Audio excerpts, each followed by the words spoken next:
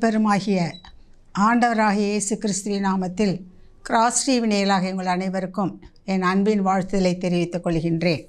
மங்கையர் நேரம் என்ற இந்த நிகழ்ச்சியின் மூலமாய் இந்த நாளிலும் கூட உங்களை சந்திப்பதில் மிகுந்த மகிழ்ச்சி அடைகின்றேன்.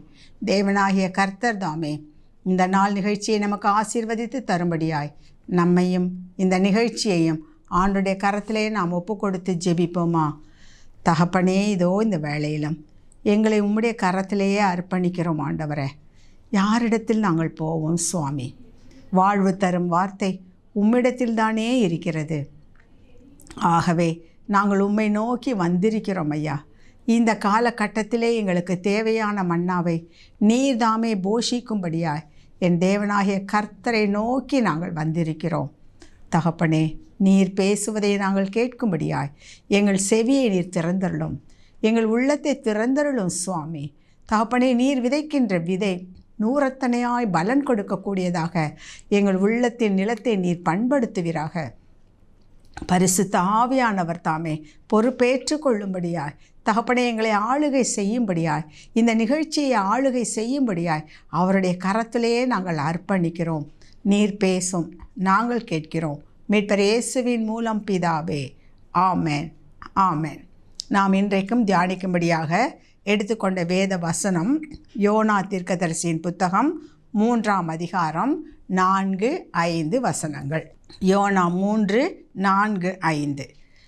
யோனா நகரத்தில் பிரவேசித்து ஒரு நாள் பிரயாணம் பண்ணி இன்னும் 40 நாள் உண்டு, அப்பொழுது நினிவே கவிழ்க்கப்பட்டு போம் என்று கூறினான். அப்பொழுது நினிவேயில் உள்ள ஜனங்கள் தேவனை விசுவாசித்து உபவாசம் செய்யும்படி கூறினார்கள். பெரியோர் முதல் சிறியோர் மட்டும் ரெட்டுடுத்தி கொண்டார்கள். கிறிஸ்துவுக்குள் பிரியமானவர்களே, இங்கே யோனா தீர்க்கதரிசியின் மூலமாக ஆண்டவர் என்ன செய்கின்றார்? ஒரு எச்சரிப்பின் செய்தியை நினிவே பட்டணத்துக்கு அனுப்புகின்றார். காரணம் என்ன? அந்த நினிவே பட்டணத்தால் செய்த பாவம் வானபரியந்தம் எட்டியது என்று சொல்லி பார்க்கின்றோம்.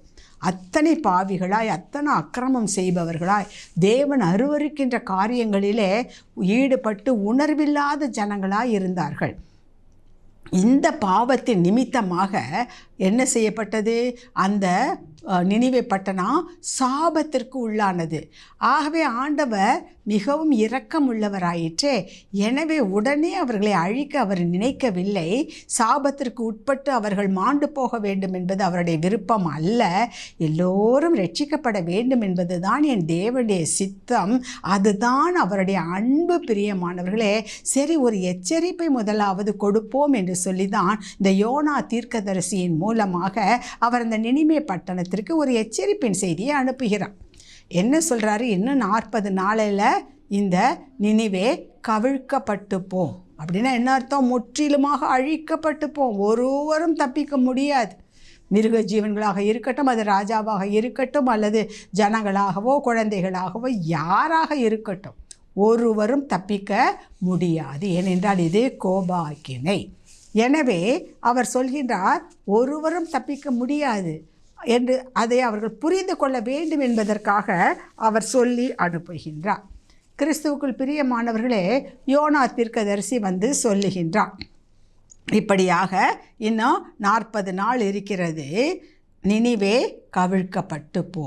இந்த ஒரு வார்த்தை தான் இந்த தீர்க்கதரிசி அந்த நினிவே பட்டணத்துக்கு வந்து சொன்னது. இந்த ஒரே வார்த்தை, இது எச்சரிப்பின் செய்தி. கிறிஸ்துவுக்குள் பிரியமானவர்களே, எச்சரிப்பின் செய்தியாகத்தான் ஆண்டவர் சொல்லி அனுப்புகிறார். அவங்கள பயப்பகாட்டணும், அவங்களுக்கு ஒரு கலக்கத்தை ஏற்படுத்தணும், அவங்களுக்கு ஒரு நடுக்கத்தை ஏற்படுத்தணும், அவங்க நல்லா துன்பப்படணும், பண்ண அட்டகாசத்துக்கெல்லாம் அவங்க நல்லா அனுபவிக்கட்டும் என்று சொல்லி அதற்காக அல்ல, ஒரு எச்சரிப்பாக அவர் அனுப்புகின்றார். இதை கேட்ட பிறகாவது என் மக்கள் மனம் திரும்ப மாட்டார்களா? என்னிடத்தில் திரும்பி வர மாட்டார்களா? தங்களை பொல்லாத வழியை விட மாட்டார்களா? என் பிள்ளைகள் என்னிடத்தில் வர வேண்டுமே, அதற்கு அவர்கள் முயற்சி எடுக்க மாட்டார்களா? ஒரு ஆதங்கத்தில் தான். இன்றைக்கும் கூட நம்முடைய நிலைமையை யோசித்து பாருங்கள். உலகத்தில் நடக்கின்ற காரியங்களை எண்ணி பாருங்கள். ஏன் நம்முடைய தேசத்திலும், ஏன் நம்முடைய குடும்பத்திலேயே எண்ணி பாருங்களேன். எப்படிப்பட்ட காரியங்கள் எல்லாம் நடந்து கொண்டிருக்கின்றது. ஏன் இவ்வளவு குழப்பங்கள், இவ்வளவு கவலைகள், இவ்வளவு சமாதான குறைவு, இவ்வளவு பிரிவினைகள், இவ்வளவு போராட்டங்கள், இத்தனை கலகங்கள்? என்ன காரணம்? மனிதனுடைய பாவம் பெருகி போய்விட்டது. வேதம் சொல்வது போல கடைசி காலத்தில் பாவத்தை தண்ணீர் போல பருகுவார்கள். தண்ணீர் போல் அப்படின்னா என்ன அர்த்தம்? அது பாவம்னு தெரியாமையே எல்லாரும் அதை செய்வாங்க. பாவமான காரியங்கள்லாம் ஃபேஷனாக மாறிவிடும். எதெல்லாம் அக்கிரமமோ அதெல்லாம் அவர்களுக்கு மாடர்னாக மாறிவிடும். ஆக அதை செய்தவது, அதை கண்டித்தால் என்ன சொல்வார்? நீங்களாம் அந்த காலம், நீங்களாம் அந்த காலம். ஆகவே இதற்கு அதெல்லாம் ஒவ்வாது. இப்போ இதெல்லாம் செய்யாமல் இருந்தால் நான் அதுக்கு பதிலாக சன்னியாசியாக போயிடலாம். இதெல்லாம் செய்ய வேண்டாம்னு சொன்னீங்கன்னா நான் எதுக்கு இப்படி இருக்கணும்? அதுக்கு நம்ம செத்து போயிடலாம். எதுக்காக இருக்கணும்? வாழ்க்கை வாழ்வதற்கே, அனுபவிப்பதற்கே. சொல்கிறார்கள் அல்லவா, எங்களுக்கு இண்டிவிஜுவல் ரைட் உண்டு, எங்களுக்கு தனி உரிமை உண்டு, எங்களுடைய உரிமையில் தலையிட யாருக்கும் அதிகாரம் இல்லை. இப்படிப்பட்டதான ஒரு மோசமான ஒரு சூழ்நிலைக்கு உலகம் வந்துவிட்டது. இது இப்படி வரும் என்று சொல்லி வேதம் ஏற்கனவே சொல்லி இருக்கிறது. கொலோசியர் 3ஆம் அதிகாரத்தை வாசித்து பார்த்தீங்கன்னா கடைசி நாட்களில் அன்பு தணிந்து போகும் என்று இருக்கிறது. அப்படிப்பட்ட காலகட்டத்தில் தான் நாம் எப்பொழுது இருந்து கொண்டிருக்கிறோம். இதை மறந்து விடாதீர்கள். இந்த குழப்பங்களும் பஞ்சங்களும் பூமி எதிர்ச்சிகளும் எதனால் ஏற்படுகிறது என்று சொன்னால் நம்முடைய பாவத்தின் விளைவாக நடந்து கொண்டிருக்கின்ற காரியங்கள். இவைகளெல்லாம் எதற்காக நடக்கின்றது என்று சொன்னால் ஆண்டவர் நமக்கு ஒரு எச்சரிப்பை கொடுத்து கொண்டிருக்கின்றார். ஏற்கனவே அவர் அதை குறித்து மத்தேயு 24ஆவது அதிகாரத்தில் தெளிவாக சொல்லிட்டார். இவைகள் எல்லாம் ஏற்படும் பொழுது என்ன நடக்குமா? ஆண்டவருடைய வருகை வருவதற்கான அடையாளங்கள் இவைகள் எல்லாம். ஆண்டவர் சீக்கிரம் வரப்போகிறாரு, இந்த உலகத்தை நியாயந்திருக்க வரப்போகிறார் என்பதற்கான அடையாளங்கள். இதை பார்க்கும்போதாவது நீங்கள் எச்சரிக்கையாக இருங்க. எதுக்கு இதெல்லாம்? பயங்காட்டுறதுக்கு இல்லை. நம்ம அதில் வீணாக போக வேணும், அழிந்து போக வேண்டும் என்பதற்காக அல்ல. இதை பார்த்தாவது நீங்கள் மனம் திரும்புங்கள், பரலோக ராஜ்யம் சமீபமாக இருக்கிறது. இங்கே நினிவே பட்டணத்தாருக்கு யோனா மூலமாக சொல்லி அனுப்புகிறார், இன்னும் 40 நாள் இருக்குது, நினிவே கவிழ்க்கப்பட்டு போகும். எதுக்கு? அதை பார்த்துட்டாவது இப்படி ஆயிடக்கூடாதே, ஆண்டவரேன்னு பொல்லாத வழிகளை விட்டு மனம் திரும்பி வரணும். அப்படி வந்தாங்கன்னா இதெல்லாம் நடக்காதுன்னு சொல்லி அவளுக்கு புரிய வைக்க வேண்டும் என்பதற்காக. இன்றைக்கு அதைத்தான், இப்படிப்பட்ட காரியங்கள் எல்லாம் நடந்து கொண்டு இருக்கின்றது. திடீர்னு டெசர்ட்னு சொல்கிறாங்க அரப் கண்ட்ரீஸில். அங்கே பார்த்தா திடீர்னு என்ன பெரும் மழை பெய்து பெரிய ஆறு மாதிரி வெள்ளம் ஓடுவது. இது எப்படி இயற்கைக்கு அப்பாற்பட்டது. ஆர்டிக் பகுதியில் பார்த்தா செடிகள்லாம் முளைக்குது என்று சொல்கின்றார்கள். எல்லாமே அதிசயமான காரியங்கள். எதற்காக? மக்களுக்கு இதெல்லாம் ஒரு எச்சரிப்பு. கிறிஸ்துவுக்குள் பிரியமானவர்களை, இப்படிப்பட்ட எச்சரிப்பை நினிவே பட்டணத்தார் பெற்ற போது அவர்கள் செய்த காரியம் என்ன? அந்த யோனா 3ஆம் அதிகாரம் 5 பார்க்குறோம். அப்பொழுது நினிவேயில் உள்ள ஜனங்கள் தேவனை விசுவாசித்து உபவாசம் செய்யும்படி கூறினார்கள். பெரியோர் முதல் சிறியோர் மட்டும் ரெட்டுடுத்தி கொண்டார்கள். இந்த செய்தி நினிவேயின் ராஜாவுக்கு எட்டின போது அவன் தன் சிங்காசனத்தை விட்டு எழுந்து தான் உடுத்தியிருந்த உடுப்பை கழற்றி போட்டு ரெட்டை உடுத்தி கொண்டு சாம்பலிலே உட்கார்ந்தான். இந்த ஒரு வார்த்தை கேட்ட உடனே அவங்களுடைய ரியாக்ஷனை பார்த்தீங்களா? அதை அப்படியே ஏற்றுக்கொண்டார். ஐயோ, நினிவே கவிழ்க்கப்பட்டு போகுமா? எதனால்? அவங்களுக்கு புரிஞ்சிருச்சு, நம்ம இப்படியெல்லாம் அக்கிரமம் பண்ணுறதுனால தான். உடனே அவர்கள் என்ன செய்தார்கள் என்று சொல்லி பார்க்கின்றோம். தேவனை விசுவாசித்து உபவாசம் செய்யும்படி. எதற்காக என்றால், உபவாசிப்பதன் மூலமாக, சரீரத்தை ஒடுக்குவதன் மூலமாக இந்த மாம்ச இச்சையை மேற்கொண்டோம் என்று சொன்னால் அதிலிருந்து நாம் தப்பித்துக்கொள்ளும். எல்லாரும் ரெட்டு உடுத்துவதற்கு அடையாளம் என்ன? நான் பாவி என்று அதை அங்கீகரிப்பதற்கு. தங்களுடைய பொல்லாத காரியங்களை, வீண் ஆடம்பரங்களை எல்லாம், பெருமைகளை எல்லாம் கழற்றி விட்டு ரெட்டு உடுத்தி தங்களை தாழ்த்துவதற்கான ஒரு அடையாளம். நாங்கள் பாவிதான், சாம்பலை மேலே பூசிக்கொள்கிறாங்கன்னா மேலே போட்டுக்கொள்கிறார்கள் என்றெல்லாம் பார்க்கிறோமே. அதற்கு என்ன காரணம்? ஆமாண்டவரே, உமக்கு முன்பதாக நாங்கள் எல்லாரும் பாவிகள் தான். எங்கள் பெருமையை களைந்து போட்டுவிட்டோம், உமக்கு பிடித்தமில்லாத காரியத்தை எடுத்து போட்டுவிட்டோம், எங்களை தாழ்த்துகிறோம் என்று கர்த்தருக்கு முன்பதாக தன்னை தாழ்த்தும் பொழுது வேதம் சொல்லுகிறது, நான் அந்த தேசத்திற்கு செழிப்பை கட்டளையிட மாட்டேனோ, நான் அந்த தேசத்திற்கு ஒரு வெற்றியை கொடுக்க மாட்டேனோ. ஆண்டவர் கேட்குற, நான் கொடுக்க ரெடியாக இருக்கேன்ப்பா. தேசம் செழிக்கணும், என் பிள்ளைங்க நல்லா வாழணும், வெற்றி உள்ள வாழ்க்கை வாழணும். அதுக்கு என்ன செய்யணும்? தங்களை தாழ்த்தி, என் நாமம் தரிக்கப்பட்ட பிள்ளைகள் தங்களை தாழ்த்தி ஜெபம் பண்ணி பொல்லாத வழிகளை விட்டு மனம் திரும்பணும். இதுதான். இப்போ இவங்க அதை செய்தாங்க, தங்களை தாழ்த்தினாங்க, பொல்லாத வழியை விட்டு மனம் திரும்பினார்கள். 10வது வசனம் யோனா 3:10 சொல்கிறது, அவர்கள் தங்கள் பொல்லாத வழியை விட்டு திரும்பினார்கள் என்று தேவன் அவர்களுடைய கிரியைகளை பார்த்து தாம் அவர்களுக்கு செய்வேன் என்று சொல்லியிருந்த தீங்கை குறித்து மனஸ்தாபப்பட்டு அதை செய்யாதிருந்தார். இதை கேட்டுக்கொண்டிருக்கின்ற அன்பான சகோதரி சகோதரியே, இந்த தவக்காலம் அதுக்காக கொடுக்கப்பட்டது தான். ஏன் இப்படி பிரச்சனை? குடும்பத்தில் ஏன் இந்த பிரச்சனை? ஏன் இப்படி எல்லா காரியமும் நடக்குது? ஒரு சாபமான காரியங்களாக நடந்துகிட்ருக்கே, ஒரு நல்ல செய்தியே கேள்விப்பட முடியவில்லையே, எதை தொட்டாலும் தோல்வியாக அமைகின்றதே, ஒரு நிம்மதி இல்லாமல் இருக்கிறதே, குடும்பத்துக்குள்ளே ஒரு ஐக்கியம் இல்லாமல் இருக்கிறதே. யோசித்து பாருங்கள், இதற்கு என்ன காரணம்? நான் அதற்கு எந்த விதத்தில் காரணமாக இருக்கிறேன்? ஒவ்வொருவரும் அப்படி தான் யோசிக்கணும். ஆனால் நம்ம என்ன செய்கிறோம் தெரியுமா? என் குடும்பத்தில் பிரச்சனைக்கு அவள் தான், மாமியார் சொல்லுவாங்க மருமக காரணம்னு, மருமக சொல்லுவாள் என் மாமியார் தான் காரணம், கணவன் சொல்லுவான் மனைவி தான் காரணம், மனைவி கணவனை, இப்படி ஒருவரை ஒருவர் சாட்டி கொண்டு இருந்தால் அங்கே ஒன்றும் நடக்காது. இங்கே என்ன பார்க்குறோம்? எல்லாரும் அரசன் முதற்கொண்டு ஆண்டி வரையிலும் இந்த நினைவு அத்தனை பேரும் உடனே உபவாசிக்கிறார்கள், தேவனை நோக்கி ஜெபம் பண்ணுகிறார்கள், ரெட்டு உடுத்துகிறார்கள், சாம்பலை போட்டுக்கொள்கிறார்கள், தங்களுடைய மாம்ச இச்சைகள் எல்லாம் களைந்து பொல்லாத வழியை விட்டு திரும்பினார்கள். தேசத்திற்கு சேமம் வந்தது.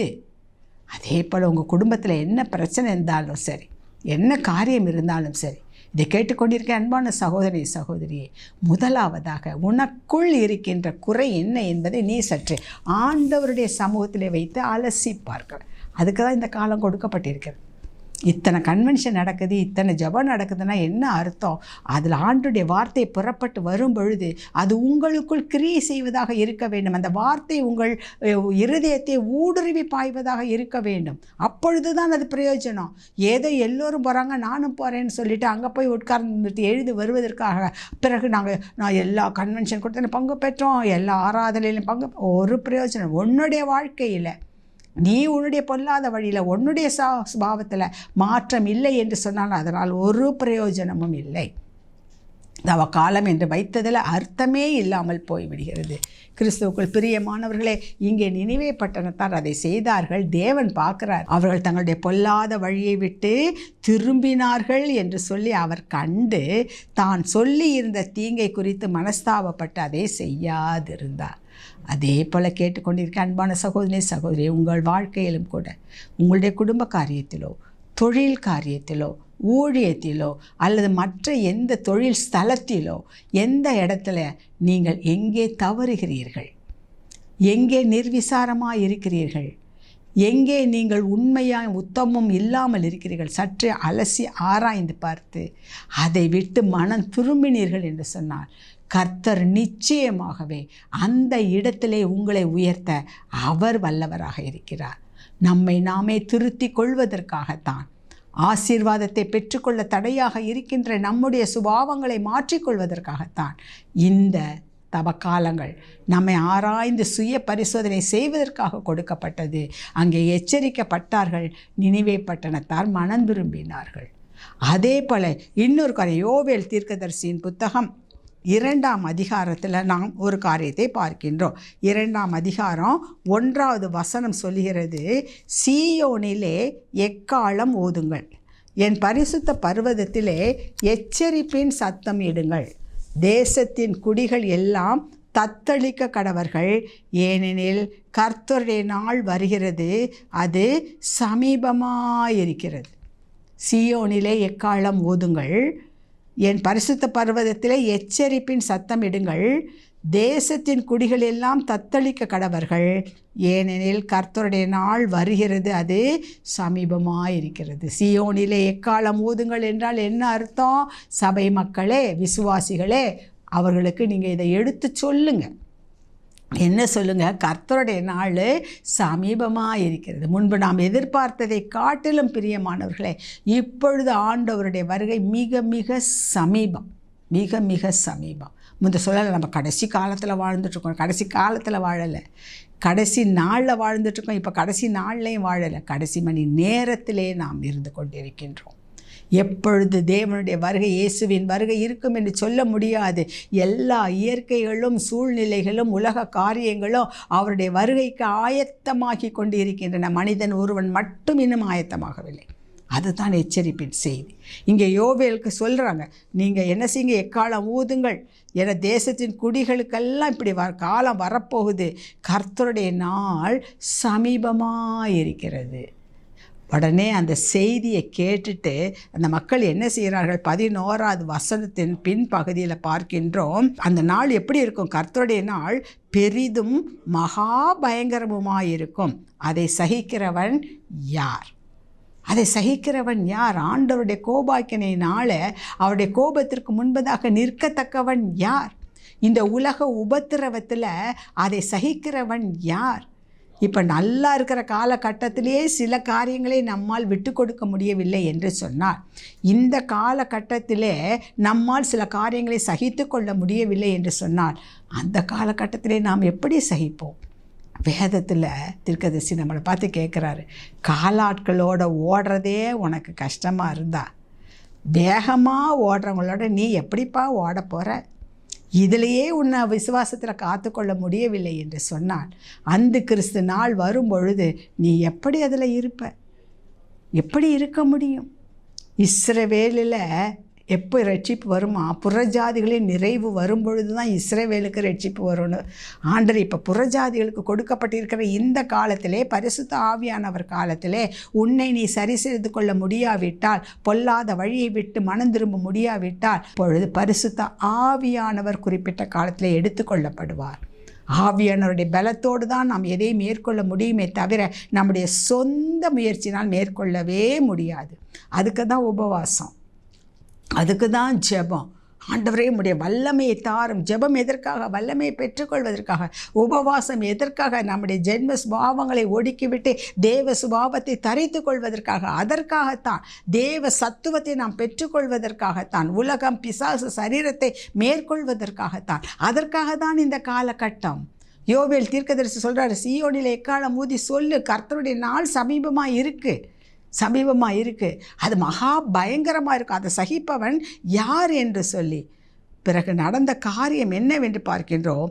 ஆதலால் அதில் தப்பிக்கணும்னா நீ பிழைக்க வேண்டும் என்று சொன்னார். என்ன செய்யணும்? நீங்கள் இப்பொழுதே உபவாசத்தோடும் அழுகையோடும் புலம்பலோடும் உங்கள் முழு இருதயத்தோடும் என்னிடத்தில் திரும்புங்கள் என்று கர்த்தர் சொல்லுகிறார். பாருங்க, அதுக்கு தப்பிக்கணும்னா நீ என்ன செய்யணும்? இப்போமே நீ என்ன செய்யணும்? உபவாசத்தோடும் அழுகையோடும் புலம்ப வேணும். ஆண்டவரே நான் பாவி ஆண்டவரே. நீங்கள் சொல்லாதீங்க, நம்ம நான் ரட்சிக்கப்பட்டவன், நான் அபிஷேகம் பண்ணப்பட்டவன், நான் ஊழியம் பார்க்குறவன், நான் எல்லா கன்வென்ஷனுக்கு போகிறவன், நான் உபவாசம் இருக்கிறவன், நான் தசமபாகம் அல்ல. அது அல்ல உங்களை பரலோகத்துக்கு சேர்ப்பது. அவைகள் எல்லாம் அவசியம் இல்லை என்று சொல்லவில்லை, தவறாக புரிந்து கொள்ள வேண்டாம். இவைகள் எல்லாம் என்ன செய்ய வேண்டும்? உங்களுடைய ஆவிக்குரிய வாழ்க்கையை மேலே கொண்டு வரணும். ஏதோ சடங்காமல் உட்காந்து நாங்கள் ஜெபம் பண்ணோம், இத்தனை கன்வென்ஷன் கூட்டங்களுக்கு போகிறோமே, இவ்வளவு வேதம் வாசித்திருக்கிறோமே, நம்மளுடைய சொந்த வாழ்க்கையிலே, நம்முடைய ஆவிக்குரிய வாழ்க்கையிலே நாம் என்ன முன்னேற்றத்தை கண்டோம்? நம்முடைய வளர்ச்சியிலே அதன் மூலமாக எத்தனை பேர் நன்மை அடைந்திருக்கிறார்கள்? அல்லது மற்றவர்கள் அதை குறித்து சாட்சி சொல்லுகின்றார்களா? துன்பம் வந்த வேளையிலே, சோதனை வேளையிலே, இழப்பு வந்த வேளையிலே நாம் கர்த்தருக்கு சாட்சியாக நின்று இருக்கின்றோமா? அல்லது ஏன் எனக்கு இப்படி என்று சொல்லி புலம்பிக் கொண்டு இருக்கின்றோமா? அப்படி இருப்போம் என்று சொன்னால் அதனால் ஒரு பிரயோஜனம் இல்லை. நீங்கள் உபவாசத்தினால என்ன, ஜெபம் பண்ணுறதுனால ஒரு பிரயோஜனமும் இல்லை. ஆக இங்கே வேதம் என்ன, அந்த சுபாவத்தை விட்டு வெளியே வரவே, என்ன வந்தாலும் என்ன நேர்ந்தாலும் என் கர்த்தரை நம்புவேன், அவர் எல்லாவற்றையும் பார்த்து கொள்வார் என்று உறுதியான மனதை பற்றி கொள்ளக்கூடிய அப்படிப்பட்ட இடம்தான் இந்த உபவாசமும் ஜெபமும் கன்வென்ஷன் கூட்டங்களும். எத்தனை ஆணுடைய வார்த்தை வருகிறது, அது நம்மிலே எதையாவது கிரியை செய்திருக்கிறதா என்றால் இல்லை, கிரியை செய்யவில்லை. காரணம் என்ன? அது ஒரு காதில் வந்து இன்னொரு காதில் போயிடுச்சு, இருதயத்தில் அது போகலை. இன்றைக்கு கிறிஸ்துவர்களில் 199 பேர் அப்படிப்பட்ட கிறிஸ்தவர்களாக தான் இருக்கின்றோம். வேதத்தை நிறைய கேட்குறோம், இங்கே வாங்கி அங்கே காதில் விட்டுறோம். யாரும் இருதயத்தில் நிறுத்தி அதை 100 மடங்கோ 60 மடங்கோ 30 மடங்கோ பலன் கொடுக்கும்படியாக அதை வளர்ப்பதற்கு நாம் பிரயாசப்படவில்லை. ஆகவே தான் ஆண்டவர் சொல்கிறார், அப்படிப்பட்ட நாட்களுக்காக தாம்மா இந்த லெந்து காலத்தை கொடுத்துருக்கிறேன். அந்த ஜனங்க, நினிவே ஜனங்க கேட்ட உடனே கீழ்ப்படிந்தாங்க. ஆக இங்கேயே சீயோனிலே எக்காரணம் ஊதுங்கள் என்று சொல்லணும், உடனே இந்த இஸ்ரவேல் மக்கள் கீழ்ப்படிந்தார்கள். ஆகவே தான் ஆண்டவர் என்ன சொல்கிறார், அதே யோவேல் 2:21 தேசமே பயப்படாதே, மகிழ்ந்து களி கூறு, கர்த்தர் பெரிய காரியங்களை செய்வார். ஏன்னா அவங்க மனம் திரும்புகிறாங்க, கர்த்தர் விரும்புகிற பாதைக்கு வந்துட்டாங்க. பொல்லாத வழியை விட்டு மனம் ஏன்னா தான் பாவி என்று உணர்கின்றவன் தான் அந்த பாவத்தை விட்டு வெளியே வருவான். நான் என்ன செஞ்சேன், நான் நீதிமான்னு நினச்சிட்டு இருக்கிறவன் ஒரு நாள் அதை விட்டு வெளியில் வர முடியாது, சாபக்கட்டிலேருந்து வெளியே வர முடியாது, எந்த செழிப்பையும் காண முடியாது. ஆனால் இங்கே வேதம் சொல்லியது, அவங்க உபவாசங்களை நியமித்தாங்க, அழுகையோடும் புலம்பலோடும் மனம் திரும்பினார்கள். ஆகவே தேவன் சொல்கிறாரு, தேசமே பயப்படாதே, மகிழ்ந்து களி கூறு, கர்த்தர் பெரிய காரியங்களை செய்வார். உங்களுக்கு பெரிய காரியங்களை கர்த்தர் செய்யணும்னா உங்கள் குடும்பத்திலோ அல்லது தொழிலிலோ உங்களுடைய ஊழியத்திலோ ஆவிக்குரிய வாழ்க்கையிலோ கர்த்தர் பெரிய காரியங்களை செய்யணும்னா நீங்கள் செய்ய வேண்டியது ஒன்றே ஒன்று. அது என்ன? சீயோனிலே எக்காலம் ஊதி நம்ம எச்சரிக்கிறார் அல்லவா, உபவாசத்தோடும் அழுகையோடும் புலம்பலோடும் கர்த்தரிடத்தில் மனம் திரும்புங்கள்.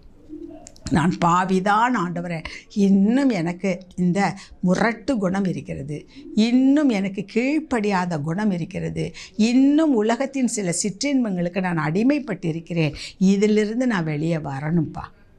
மற்றவர்களை குறித்து அக்கறையற்றவனாக இருக்கின்றேன், பிறர் நலம் பார்க்கின்றவனாக என்னை மாற்றும், என்னுடைய சுயத்தை என்னை சாம்பலாக்க கிருபை தாரும்.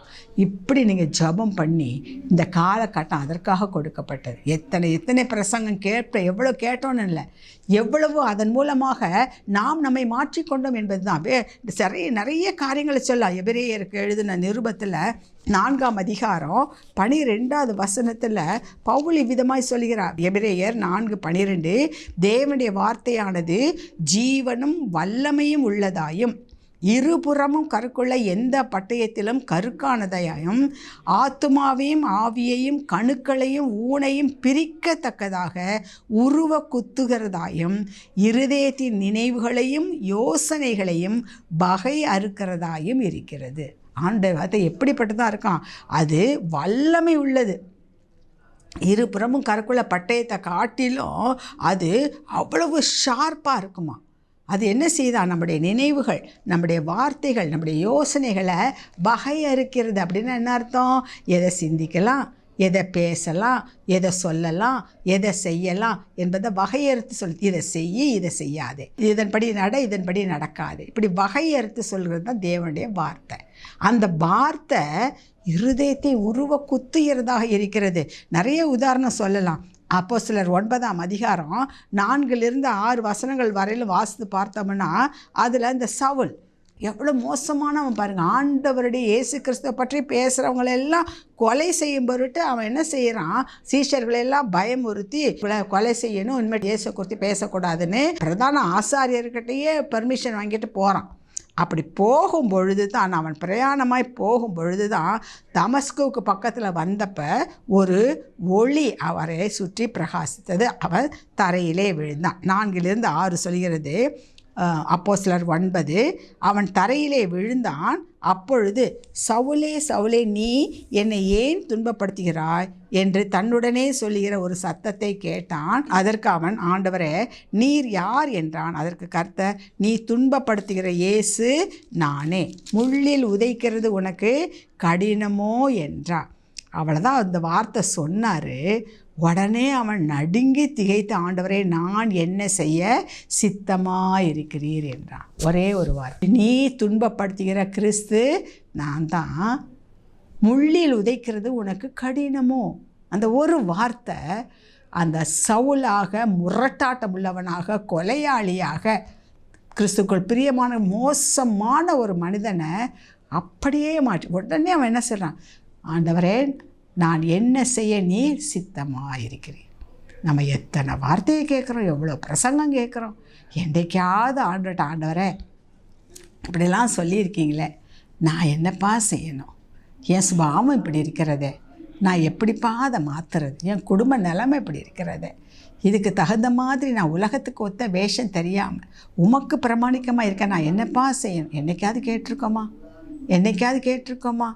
நம்முடைய குறைவுகளுக்கெல்லாம் காரணத்தை மற்றவர்கள் மீது சுமத்தி கொண்டிருக்கின்றோம். ஆண்டோடைய ஒரு வார்த்தை சவுலை பவுலாக மாற்றியது.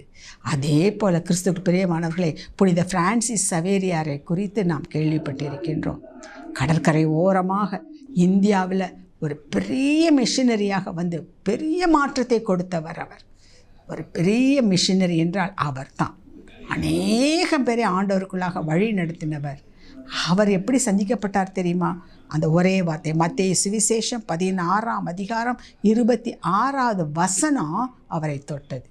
ஏனென்றால் அவர் படித்து கொண்டு இருக்கும் பொழுது அவருடைய ரூம்மேட்டாக புனித லோயலோ இக்னாசியார் என்பவர் இருந்தார். அவர் யார் என்றால், இப்போ இந்த ஜெஸ்விட் ஃபாதர்ஸ்னு சொல்கிறோம் இல்லையா, அந்த Loyola college, saint Joseph's college, இங்கே சேவியர்ஸ் காலேஜு, இதெல்லாம் அந்த ஜெஸ்விட் ஃபாதர்ஸ்க்கு கீழே வருது. அதனுடைய நிறுவனர் தான் லோயலா இக்னாசியார் என்பவர். அவர் சவேரியார் படிக்கும் பொழுது ஒரே ரூமில் இருந்திருக்காங்க. யூனிவர்சிட்டியில் படிக்கும் பொழுது அவர் இவரை விட 15 வயதுக்கு மூத்தவர். புனித சவேரியாரை விட புனித இக்னாசியார். ஆனால் இந்த புனித சவேரியார் வந்து பெரிய ராயல் ஃபேமிலி, பணக்கார ஃபேமிலி, ரொம்ப ஆடம்பரமாக இருப்பவர். அப்போ அவருக்கு ஆண்டவரை பற்றி சொல்லும் பொழுதெல்லாம் சில சமயம் கேட்கல. ஆனால் இந்த வார்த்தை, ஒருவன் உலகம் முழுவதும் ஆதாயப்படுத்தி கொண்டால் தன் ஆத்துமாவை நஷ்டப்படுத்தினான், அதனால் அவனுக்கு தன்னுடைய ஜீவனுக்கு ஈடாக எதை கொடுப்பான்? இந்த ஒரு வார்த்தை தான் புனித சவேரியாரை தொட்டது. இந்த வார்த்தை தான் அவரை தலைகீழாக மாற்றி போட்டு ஒரு பெரிய மிஷினரியாக மாற்றி எல்லா இடத்தும் சீனா, ஜப்பான், ஆசியா, இந்தியா அவ்வளோ இடத்திற்கும் வைராக்கியமுள்ளவராக மாற்றியது இந்த வார்த்தை. அந்த ஒரு வார்த்தை மாற்றியதே. நான் இந்த லெந்து காலத்தில் பைபிளை 2 மணி நேரம் வாசிப்பேன், 1 மணி நேரம் வாசிப்பேன். இந்த லெந்து காலத்துக்குள்ளார பைபிளை முழுசுமாக வாசிப்பேன். உங்களுக்குள்ள என்ன மாற்றத்தை அது கொண்டு வந்தது? வாசிப்பதனால் அல்ல, நமக்குள் மாற்றத்தை கொண்டு வர வேண்டும். ஒரு நாளைக்கு உட்கார்ந்து 2 மணி நேரம் பைபிளை வாசித்து ஒன்றுமே பிரயோஜனம் இல்லாமல் வாசித்தேன் என்ற ஒரு திருப்தியை தவிர எதுவும் இல்லாமல் இருப்பதை விட ஒரு 5 நிமிடம் ஒரே பக்கத்தை வாசித்து அதை தியானித்து அதன் மூலமாக ஆண்டவரை என்னோடு என்ன பேச போகிறீர் என்பதை நாம் தியானித்து அதன் மூலமாய் நம்மை நாம் மாற்றிக்கொள்ளும் பொழுது கிறிஸ்துவுக்குள் பிரியமானவர்களே, அதுதான் பிரயோஜனம் உள்ளதாக இருக்கிறது. அப்படிப்பட்டதை தான் தேவன் விரும்புகின்றார். அதே போல் இன்னும் ஒரு காரியம், புனித அகஸ்டின் என்பவர், அவரும் ஒரு நல்ல குடும்பத்தில் ராயல் ஃபேமிலியில் பிறந்தவர். உலகத்தில் உள்ள அத்தனை பாவ பழக்கத்துக்கு அடிமையாக இருந்தவர். தாய் எவ்வளவோ சொன்னார்கள், ஒன்றுமே கேட்கவில்லை. ஆனால் அந்த தாய், பக்தியுள்ள தாய், ஜெபிக்கின்ற ஒரு தாய், மகனுக்காக ஜெபித்தார். ஒரு நாள் அவர் பார்ட்டியில், அந்த பார்க்கில் உட்கார்ந்து கொண்டு அவருக்கு என்ன பாவ பழக்கம், இது செஞ்சால் நல்லாயிருக்கும், அது செஞ்சால் நல்லாயிருக்கும், எல்லா பழக்கத்துக்கும் அடிமையானார். ஆனால் அவருக்கு ஒரு மன நிம்மதியே வரல. ரொம்ப சோர்ந்து போய் அவர் அப்படியே மன தளர்ச்சியோடு உட்கார்ந்துருக்கும்போது ஏதோ ஒரு பேப்பர் பறந்து வந்திருக்கிறது. அதை பார்த்தால் வேதாகமத்தில் ஒரு பகுதி, அது ரோமர் 13ஆம் அதிகாரம், அதில் 12லேருந்து 14 வசனங்கள். ரோமர் 13ஆம் அதிகாரம் 12லிருந்து 14 வசனங்கள். இரவு சென்று போயிற்று, பகல் சமீபமாயிற்று. ஆகையால் அந்தகாரத்தின் கிரியைகளை நாம் தள்ளிவிட்டு ஒளியின் ஆயுதங்களை தரித்து கொள்ள கடவோம். களியாட்டும், வெறியும், வேசித்தனமும், காமவிகாரமும், வாக்குவாதமும், பொறாமையும் உள்ளவர்களாய் நடவாமல் பகலிலே நடக்கிறவர்கள் போல சீராய் நடக்க கடவோம். துர் இச்சைகளுக்கு இடமாக உடலை பேணாமல் இருந்து கர்த்தராகிய இயேசுவை தரித்து கொள்ளுங்கள். அவர் எல்லா பாவ பழக்கத்துக்கு அடிமையை, குடித்தா சந்தோஷமாக இருக்கும், வேசித்தனம் பண்ணால் சந்தோஷமாக இருக்கும், அதை பார்த்தா சந்தோஷமாக இருக்கும், இதை பார்த்தா இங்கே போனால் சந்தோஷமாக இருக்கும், அங்கே எல்லாத்தையும் அனுபவிச்சுட்டு பார்த்தா ஒன்றும் அவருக்கு சந்தோஷத்தை கொடுக்கலை, சோர்ந்து போனார். சரி, இந்த பாவ பழக்கத்துலேருந்து மீண்டு வர என்ன செய்யலான்னு பார்க்குறாரு, ஒன்றும் முடியலை. அப்படிப்பட்ட ஒரு நிலைமையில் இந்த வசனம் அவருக்கு கிரியை செய்கிறது. இயேசு கிறிஸ்துவை தரித்து கொள்ளுங்கள். இந்த இச்சைகளுக்கெல்லாம் விலகி போகணும்னா அவரை தரித்து கொள்ளுங்கள். உடனே இயேசு கிறிஸ்துவை ஏற்றுக்கொண்டார். உடனே அவர் ஏற்றுக்கொண்டார், துறவியாக மாறினார், கர்த்தருக்கென்று வைராக்கியமாக ஊழியம் பார்த்தார். இன்றைக்கு அவர் ஒரு புனிதராக, புனித அகஸ்டீன் என்று சொல்லி கொண்டாடுகின்ற அளவிற்கு அவர் உயர்த்தப்பட்டார். அதற்கு காரணம் தேவனுடைய இந்த வார்த்தை. ஆக அந்த ஒரு வார்த்தை பொல்லாதவர்களை ஒரு புனிதராக மாற்றுகிறதற்கு உதவியாக இருக்கிறது. ஆகவே தான் பவுல் சொல்கிறார், இது எவ்வளவு கருக்குள்ள பட்டை, இது எவ்வளவு ஜீவன் உள்ளது. கிறிஸ்துவுக்குள் பிரியமானவர்களே, வாசிக்கிறோம் என்பது அல்ல, உங்களுக்குள் அது எவ்வளவு கிரியை செய்கிறது என்பதை இன்றைய தினத்திலிருந்தாவது நீங்கள் யோசித்து பார்த்து செயல்பட்டீர்கள் என்று சொன்னால் அது மிகுந்த பிரயோஜனமாக இருக்கட்டும். ஆகவே ஏதாவது ஒரு வார்த்தையாவது என் சபை மக்களுக்கு, என் விசுவாசிகளுக்கு அது கிரியை செய்யாதா? அவர்களை புனிதர்களாக மாற்றாதா? தேவனுடைய பிள்ளைகளாக மாற்றாதா என்று சொல்லிதான் திருச்சபை பல வகையான பக்தி முயற்சிகளை நமக்கு ஏற்படுத்தி கொடுத்திருக்கின்றது. அந்த பக்தி முயற்சிகளில் மாத்திரம் நம்ம மேலோட்டமாக இல்லாமல் அதனுடைய உட்கருத்து என்ன என்பதை உணர்ந்தவர்களாய் அந்த பிரசங்கங்களை கேட்கும் பொழுது கர்த்தாவே நான் என்ன செய்ய வேண்டும் என்று சொல்லி நம்மை அர்ப்பணிக்கின்ற உள்ளத்தோடு அதை கேட்டு நம்மை நாமே மாற்றிக்கொள்வோம் என்று சொன்னால் நம் மூலமாய் கர்த்தர் நம்முடைய தேசத்திற்கு செழிப்பை கொடுப்பார், நம்முடைய குடும்பத்திற்கு செழிப்பை கொடுப்பார். இத்தகைய மனமாற்றம் நமக்குள் வர வேண்டும் என்பதற்காகத்தான் இந்த லெந்து நாட்கள் கொடுக்கப்பட்டிருக்கிறது. இதை உணர்ந்தவர்களாய் நாம் செயல்படுவோமா? தகப்பனே, இதோ இந்த வேளையிலும் உம்முடைய கரத்திலே அர்ப்பணித்து ஜெபிக்கிறோம் ஐயா. அப்பா, நீர் எங்களோடு பேசியதற்காக உமக்கு ஸ்தோத்திரம் ஆண்டவரே. எதையோ நாங்கள் சிந்தித்து கொண்டிருந்தோம், எதையோ நினைத்து கொண்டிருந்தோம். இன்றைக்கு தான் கர்த்தாவை உண்மையான வார்த்தையை, உண்மையான ஆழத்தை நாங்கள் புரிந்து கொள்ள எங்கள் கண்களை திறந்து விட்டீரே, உமக்கு ஸ்தோத்திரம். நீர் சொன்ன வார்த்தையின்படி நாங்கள் வாழ எங்கள் தேவனாகிய கர்த்தர் கிருபை செய்வீராக. இந்த செய்தியை கேட்டுக்கொண்டிருக்கின்ற ஒவ்வொரு பிள்ளைகளுடைய வாழ்க்கையிலும் நீர் கிரியையை நடப்பையும் சுவாமி. யோனா சொன்னது போல இன்னும் 40 நாள் உள்ளது, நினிவே கவிழ்க்கப்பட்டு போகும் என்று சொன்னாரே, அதே போல் இந்த லெந்து காலத்தில் இன்னும் சொற்ப நாட்கள், இந்த நாட்களுக்குள்ளாக தகப்பனே இந்த பிள்ளைகள் மனம் திரும்பி வர, நாங்கள் மனம் திரும்பி வர, திருந்திய ஒரு வாழ்க்கை வாழ கர்த்தாவே நீர் உதவி செய்வீராக. அந்த சவுல் பவுலாக மாறியது போல, அந்த புனித அகஸ்டினார் மாறியது போல, கர்த்தாவே புனித சவேரியார் மாறினது போல நாங்களும் கூட கர்த்தாவே உமக்கு சாட்சிகளா, உம்முடைய தூதர்களாய் ஆண்டவரே, உம்முடைய நற்செய்தியை பரப்புகிறவர்களாய் மாறும்படியாய் என் தேவனாகிய கர்த்தர் கிருபை பாராட்டுவீராக. கர்த்தர் கிருபை பாராட்டுங்க சுவாமி. எல்லா மக்களும் ரட்சிக்கப்பட வேண்டுமே, என் குடும்பம் ரட்சிக்கப்பட வேண்டுமே, என் சபை மக்கள் ரட்சிக்கப்பட வேண்டுமே, எங்கள் உற்றார் உறவினர்கள் ரட்சிக்கப்பட வேண்டுமே. அதற்கு நான் என்ன செய்ய வேண்டும், நான் எப்படி நடக்க வேண்டும், என்னில் என்ன மாற்றம் வேண்டும் என்பதை கர்த்தாவே நாங்கள் உணர்ந்து செயல்பட இந்த நாட்களை நாங்கள் பிரயோஜனப்படுத்தி கொள்ள கிருபை தாங்கப்பா, கிருபை தாங்க. உங்களுடைய வசனத்தின் மூலமாக நீங்கள் எங்களை பேசுங்க, எங்கள் கல்லான இருதயத்தை நொறுக்கி போடுங்க சுவாமி. தகப்பனே, அதை எடுத்து விட்டு சதையான இருதயத்தை எங்கள் ஒவ்வொருவருக்குள்ளும் நீர் சிருஷ்டியும், எங்களுக்கு மட்டுமல்ல செய்தியை கேட்கின்ற ஒவ்வொருவரையும் நீர் மாற்றும், உண்மையான மன மாற்றம் உள்ள தகப்பனே காலமாக இந்த காலத்தை நாங்கள் பிரயோஜனப்படுத்தி கொள்ள கிருபை தருவீராக. உம்முடைய கிருபைக்கும் பராமரிப்புக்கும் ஒப்பு கொடுத்து ஜெபிக்கிறேன் மீட்பர் இயேசு கிறிஸ்துவின் மூலம் பிதாவே, ஆமென், ஆமென். காலத்தை நாம் பிரயோஜனப்படுத்திக் கொள்வோம். கர்த்தர் பெரிய காரியங்களை செய்வார். God bless you.